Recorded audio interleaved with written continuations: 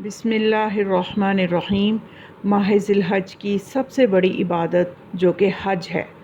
اور حج کے حوالے سے میں کچھ ایسی روایات، قیمتی روایات آپ کے سپرد کرنا چاہتی ہوں کہ جن کو سن کے ہم اس غفلت سے نکل سکیں گے جو حج جیسی عبادت کے بارے میں ہمارے درمیان پائی جاتی ہے، کیونکہ معاشرے میں دیکھا گیا ہے کہ حج جو کہ اتنی بہترین، قیمتی اور اللہ کے قریب کرنے والی عبادت ہے کہ جس کی فرضیت کے لیے اللہ نے قرآن میں ایک الگ سا انداز اختیار کیا ہے، جس پہ میں بات کروں گی اور اس کے حوالے سے کچھ روایات بیان کروں گی تاکہ ہم اس غفلت سے نکلیں جو حج کے حوالے سے ہمارے درمیان پائی جاتی ہے، اور کچھ بنیادی مسائل فقہ کے اعتبار سے کہ استطاعت کیا ہے، کتنی انسان کے پاس دولت ہو کہ وہ مستطیع کہلائے، یا استطاعت کا شرعی طور پہ مطلب کیا ہے کہ پھر حج فرض ہو جاتا ہے استطاعت کے بعد۔ اس استطاعت کو سمجھنا ضروری ہے جس کے سمجھنے میں ہمارے معاشرے میں غلطی کی جاتی ہے۔ تو چلیے سب سے پہلے میں بتاؤں کہ قرآن میں وہ کون سا الگ سا انداز ہے جو حج کی فرضیت کے لیے اللہ نے اختیار کیا ہے۔ تو سورہ آل عمران کی آیت نمبر 97 میں 97 میں اللہ فرماتا ہے وَلِلَّهِ عَلَى النَّاسِ حِجُّ الْبَيْتِ مَنِ اسْتَطَاعَ إِلَيْهِ سَبِيلًا،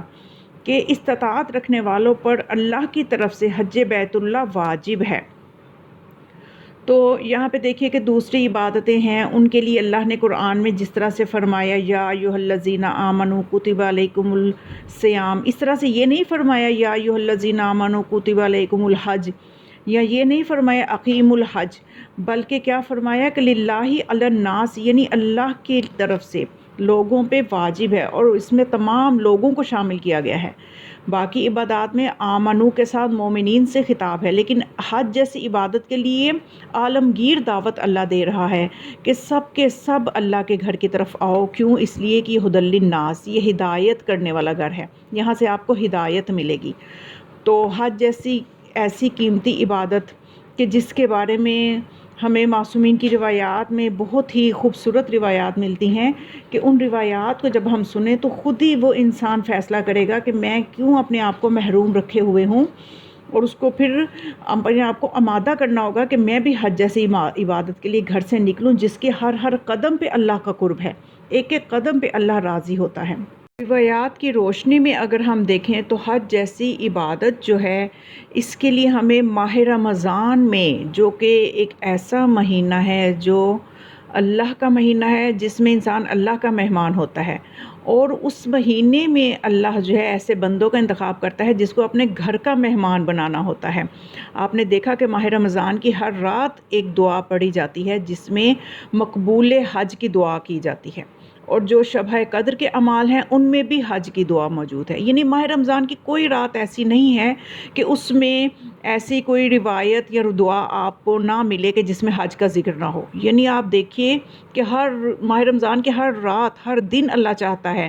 کہ دن کی دعاؤں میں بھی یہ دعا موجود ہے کہ مجھے حج مقبول جو ہے وہ عطا فرما۔ تو یعنی اس مہینے میں ہی نام لکھ لیے جاتے ہیں، 23ویں شب کو حاجیوں کے نام لکھ لیے جاتے ہیں، 19ویں کی شب کو عمرہ کرنے والوں کے نام لکھ لیے جاتے ہیں۔ تو اس عبادت کی اہمیت کا اندازہ لگانے کے لیے یہی کافی ہے کہ ماہ رمضان جو ہے اس میں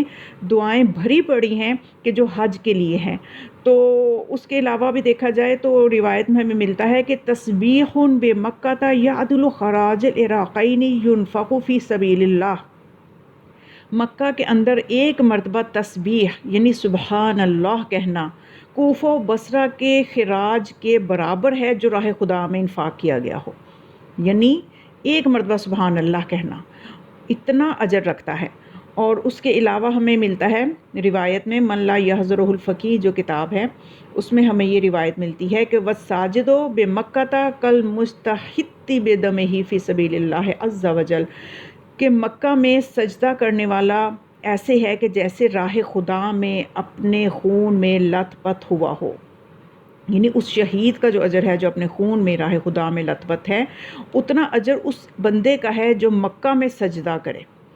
اور پھر اس کے علاوہ ہمیں ملتا ہے کہ من ختم القرآن بمکہ لم یمت حتی یری رسول اللہ و یری منزلہ من الجنہ، کہ مکہ معظمہ میں قرآن ختم کرنے والے کو اس وقت تک موت نہیں آتی جب تک وہ رسول اللہ صلی اللہ علیہ وسلم کی زیارت نہ کر لے اور جنت میں اپنا مقام نہ دیکھ لے۔ یہ سب کچھ، اور یہ بھی میں نے بالکل چند روایتیں آپ کے سامنے میں نے پیش کی ہیں کہ جس میں ہمیں یہ فضیلت جو ہے یہ ملتی ہے۔ اور پھر ہم معصومین کی زندگیوں میں دیکھتے ہیں تو امام حسن علیہ السلام نے 25 حج پا پیادہ کیے، کیونکہ امام علیہ السلام جانتے ہیں کہ ایک ایک قدم پہ اللہ کا قرب ملنا ہے۔ اور امام حسین علیہ السلام نے بھی 25 حج انجام دیے پا پیادہ، اور آج ہم اچھی سواریوں پہ بھی جانے کے لیے ہمارے پاس ہیلے بہانے موجود ہیں۔ اور پھر ایک روایت اور میں آپ کو بتا دوں تاکہ مزید جذبہ حج ہمارے اندر بیدار ہو جائے، جس کی طرف سے ہم غفلت کا شکار ہیں۔ اب یہاں پہ یہ دیکھیے کہ ہمارے ہاں جو مسائل پائے جاتے ہیں اس میں یہ مسئلہ ہے کہ عموماً یہ کہا جاتا ہے کہ بچوں سے فارغ ہو کے حج کریں گے۔ بڑھاپا جب آ جاتا ہے، اور حج جیسی عبادت مشقت والی عبادت ہے، اس میں جسمانی مشقت ہوتی ہے، تو اس کو اللہ ویسے بھی عبادت، جوانی کی عبادت کو بہت پسند کرتا ہے۔ تو حج کے لیے کہیں یہ نہیں لکھا کہ بچوں سے فارغ ہو کے کرنا ہے، یہ ہماری اپنی بنائی ہوئی شریعت ہے کہ جو ہم رائج کرتے ہیں اور اس پہ عمل کرتے ہیں۔ جبکہ ہم معصومین کی زندگیوں میں دیکھیں تو انہوں نے جوانیوں میں حج کیے، انہوں نے بچپن میں حج کیے، اور ہم نے اپنے لیے حج کی ایک ایج بنائی ہوئی ہے، اور تب تک اتنے مسائل ہو جاتے ہیں کہ انسان کے لیے پھر ممکن نہیں رہتا، یا اگر کرے بھی تو وہ اس آب و تاب سے عبادت نہیں کر پاتا کہ جس طرح سے کہ استفادہ کرنا چاہیے اس عبادت سے۔ تو اور دوسری ہمارے ہاں یہ پائی جاتی ہے کہ جی استطاعت نہیں ہے، حالانکہ بینک بیلنس موجود ہوتے ہیں، اس کے باوجود ہم کہہ رہے ہوتے ہیں کہ استطاعت نہیں ہے۔ ہمیں بلکہ خدا سے استطاعت کے بجائے ہمیں توفیق مانگنی چاہیے، ہمیں یقین اللہ سے مانگنا چاہیے کہ یہ عبادت جو ہے یہ ہمیں خدا عطا فرمائے، اور ان فرامین پہ ہمیں یقین ہونا چاہیے جو اس عبادت کے حوالے سے ہمارے تک پہنچے ہیں، یا جتنی بھی عبادات کے حوالے سے جو ہمیں عبادتوں کے فوائد ملتے ہیں ان پہ ہمارا یقین، اللہ پہ یقین ہونا چاہیے۔ اصل میں ہم لوگوں میں یقین کی کمی ہے،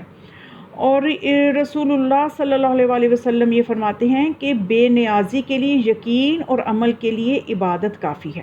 یعنی لوگوں سے بے نیاز ہونے کے لیے صرف اللہ کا نیاز مند ہونا چاہیے، اور اس کے لیے یقین حاصل ہونا چاہیے۔ اور یقین جو وہ یہ چیز ہے کہ مولا علی علیہ السلام فرماتے ہیں کہ ایھا الناس صلی اللہ الیقین، کہ اللہ سے صرف یقین طلب کرو۔ یقین ہمارے اندر نہیں ہے، اور مولا فرماتے ہیں یقین طلب کرو اللہ سے، کیونکہ دل میں باقی رہنے والی بہترین چیز یقین ہی ہے، کہ جو انسان کو پھر مولا فرمانا چاہتے ہیں، ان کا مطلب ان کے فرمان کا یہ ہے کہ جو انسان کو آگے بڑھاتا ہے۔ تو پھر امام زین العابدین علیہ السلام کے بارے میں ملتا ہے کہ نماز مغرب کے بعد کافی دیر تک مصلی پہ بیٹھے رہتے تھے اور اللہ تعالیٰ سے صرف یقین طلب کرتے تھے، صرف یقین طلب کرتے تھے۔ دیکھیے اس چیز کی، ان چیزوں کی طرف ہم غور نہیں کرتے، تو اس لیے ہمارا اپنے رب کے ساتھ وہ رابطہ نہیں ہو پاتا، اور ہمیں اس لیے وہ منزلیں نہیں مل پاتی، تو پھر وہ اس فیض سے ہم محروم رہ جاتے ہیں جس فیض سے اللہ اپنے بندے کو فیض یاب کرنا چاہتا ہے۔ کیونکہ ایک بڑی خوبصورت روایت اب میں آپ کے سامنے پیش کروں کہ جس میں رسول خدا صلی اللہ علیہ وسلم جو ہیں، بحار الانوار میں روایت موجود ہے، فرماتے ہیں ما تحبب الی عبدی بشیء احب الی مما افترضتہ علیہ۔ اب یہ عربی میں روایت میں اس لیے نہیں پڑھی کہ ویڈیو جو ہے یہ طوالت کا شکار نہ ہو جائے، تو میں آپ کو اس کا ترجمہ، اس پہ آپ غور کریں کہ ہم اگر اللہ کی طرف یقین کے ساتھ قدم بڑھائیں اور ہمیں اس میں کیا ملے گا، تو خدا فرماتا ہے کہ میرے بندے نے کبھی ایسی شے کے ذریعے مجھ سے اظہار محبت نہیں کیا جو مجھے ان تمام چیزوں سے زیادہ پسند ہو جو میں نے اس پہ فرض کی ہیں۔ یعنی اللہ چاہتا ہے کہ میرا بندہ ان چیزوں کے ذریعے سے مجھ سے محبت کرے جو میں نے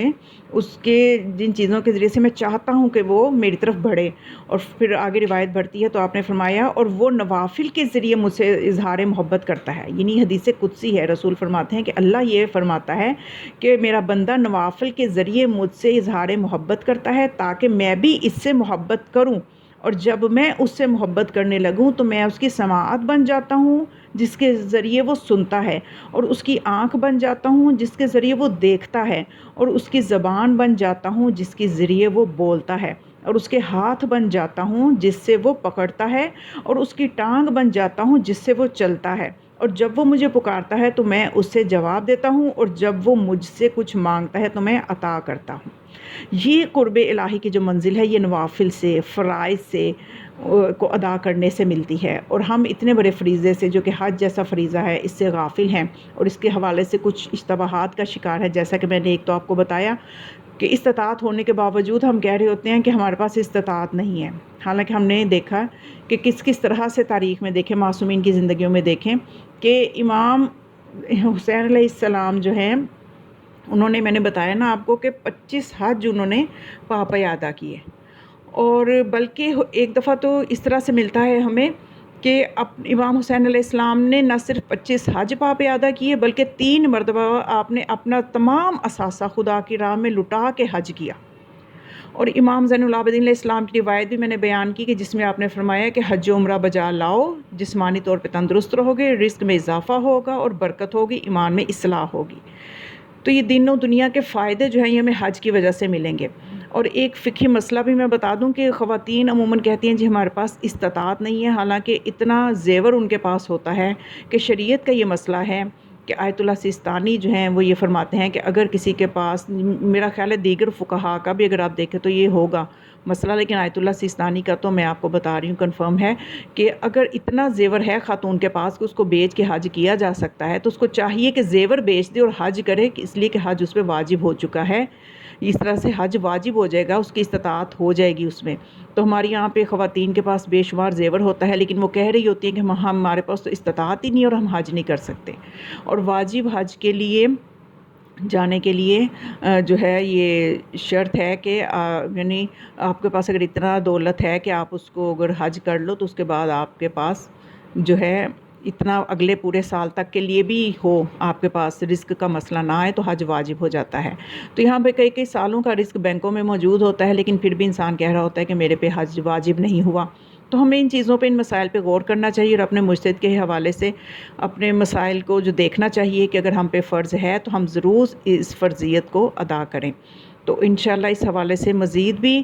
کچھ ویڈیوز میں آپ کے سامنے حج کے حوالے سے بناؤں گی کہ جو لوگ جا چکے ہیں ان کے لیے بھی آسانیاں ہوں، مستحبات پتہ چل سکیں، اور جو نہیں گئے وہ آمادہ ہو سکیں اور آئندہ سال کے لیے اللہ کی توفیق سے حج کو انجام دے سکیں۔ تو اس خوبصورت معلومات کو خود بھی مستفید ہوں اور آگے بھی ضرور شیئر کریں تاکہ دوسرے بھی استفادہ کر سکیں۔ التماس دعا، والسلام علیکم ورحمۃ اللہ وبرکاتہ۔